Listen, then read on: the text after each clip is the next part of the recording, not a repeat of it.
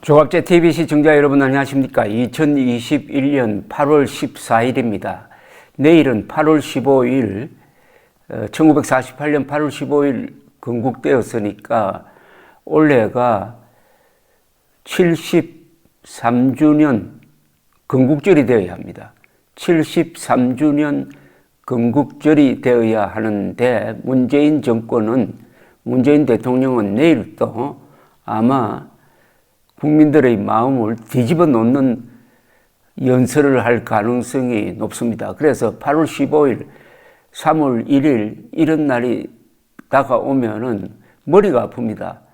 내일 또 문재인의 기념사를 가지고 그것을 비판하는 글을 써야 된다고 생각하니까 상당히 스트레스가 쌓인다 이겁니다. 경축일은 즐거워져야 되는데 대통령이 나와서 역사를 조작하고 국민을 분열시키니까 이런 정권 빨리 끝장내야 하는데 3월 9일까지 기다리기도 깝깝한 분들이 많이 계실 텐데 요사이 국민의힘 돌아가는 걸 보면은 아마 더 짜증이 나실 겁니다. 저도 지금 해외에 있습니다만은 국민의힘이 국민이 만들어준 절호의 기회를 놓치고 있는 듯 합니다. 이준석 당대표가 말을 너무 많이 합니다. 그리고 말을 너무 감정적으로 합니다. 또 글을 통해서 합니다. 이 말싸움이 차라리 낫습니다. 글싸움 하면은 이거 평생 원한 관계가 될 가능성이 많습니다. 글은 나무니까요. 그렇게 글 쓸 시간 있으면 전화로 싸워야 합니다. 윤석열 씨에게 전화를 걸어가지고 불평을 말하고 그 다음에 두 사람이 전화한 이야기는 서로 공개하지 않고 해야 되는데 공개적으로 글을 통해서 싸우는 것은 이거 참 또 언론에 이용당합니다. 국민의힘이 잘 되는 것을 바라지 않는 세력이 얼마나 즐거워하겠습니까? 그러니까 제발 앞으로 국민의힘에 있는 후보군에 속하는 분들이라든지 당 지도부에 있는 분들, 특히 이준석 당대표는 이제 글을 좀 적게 썼으면 좋겠어요. 만나서 이야기하면 됩니다. 왜? 전화가 없습니까? 꼭 글을 통해서 공개적으로 공격을 합니까? 공개적으로 공격하면 상대가 가만히 있을 수가 없죠. 이준석 당대표를 국민과 당원들이 뽑은 이유는 이준석 당대표가 후보로 나와서 대통령이 되라는 게 아니잖아요. 다른 사람을 대통령으로 만들라는 이야기 아닙니까?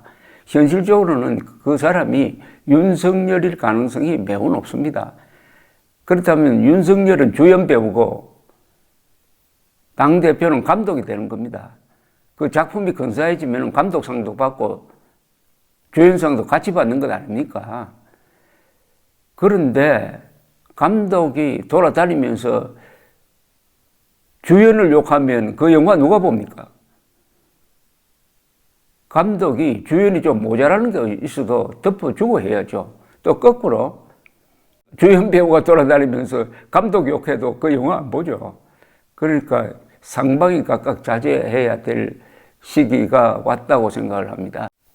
이준석 당대표가 휴가에서 돌아오면은 자기의 입장을 밝히겠지만 그 말을 아주 신중하게 해야 합니다. 저는 주례를 할 때 마지막에 항상 이런 이야기를 합니다.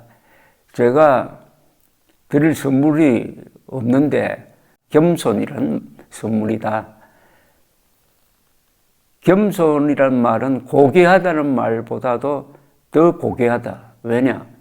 겸손해야 고귀해질 수 있기 때문이다.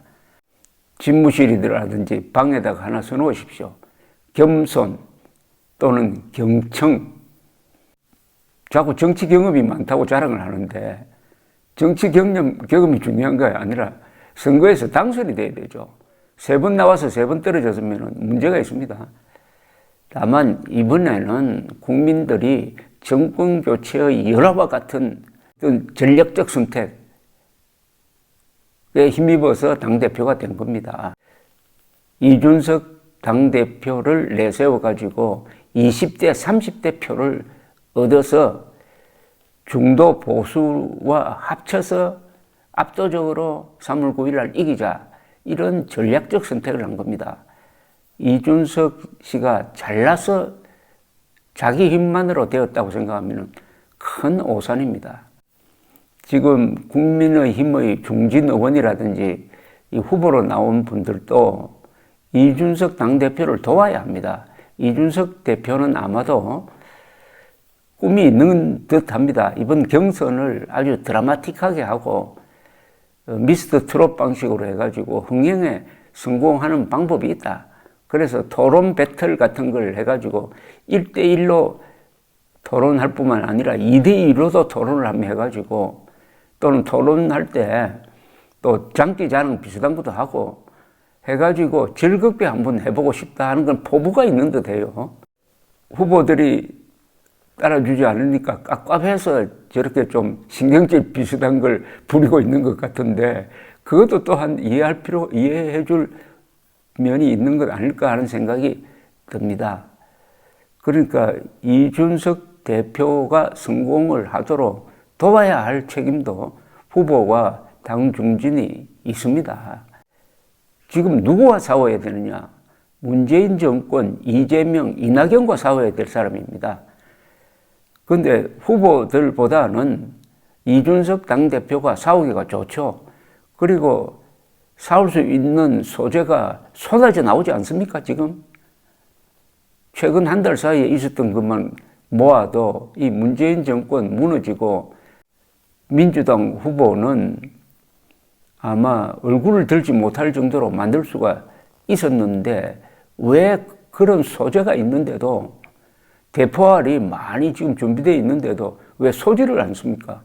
말싸움에 지지 않기 위해서, 한마디도 지지 않기 위해서 집안 싸움에만 골몰을 하고 문재인 정권과는 안 싸운다, 이런 이야기 듣는 것 아니겠습니까? 공개적으로 남편과 말싸움 해가지고 이기는 바람에 남편은 바보가 되고 본인은 바보 마누라가 되는 드루킹 부정사건, 이거 하나만으로도 문재인 정권, 사실은 문재인 대통령이 물러나야 할 사안입니다. 그리고 민주당은 후보를 내지 않아야 됩니다.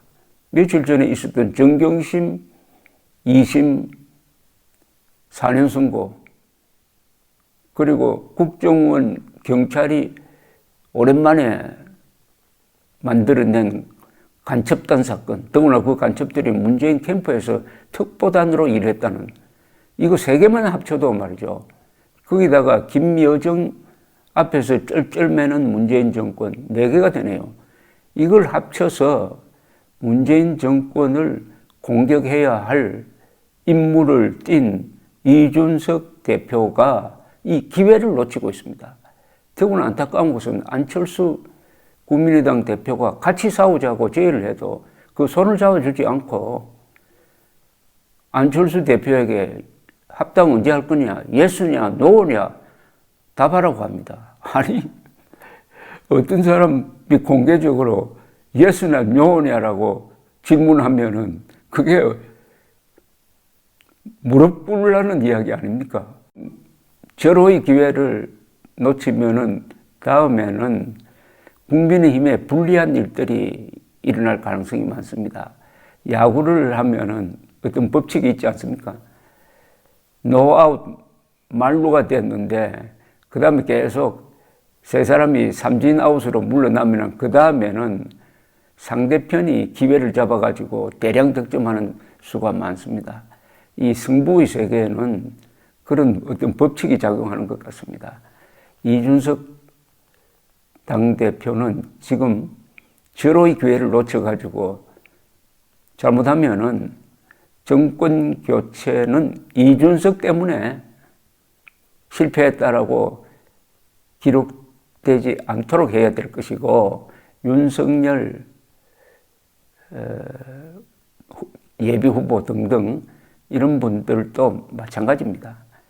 요사이 그나마 최재형 전 감사원장 국민의힘 예비후보가 아주 독자적으로 근사한 선거운동을 하고 있습니다. 내가 대통령이 되면 어떻게 하겠다. 이런 식으로 정견 발표하고 정책 대안을 내는 게 그나마 위안이 됩니다. 감사합니다.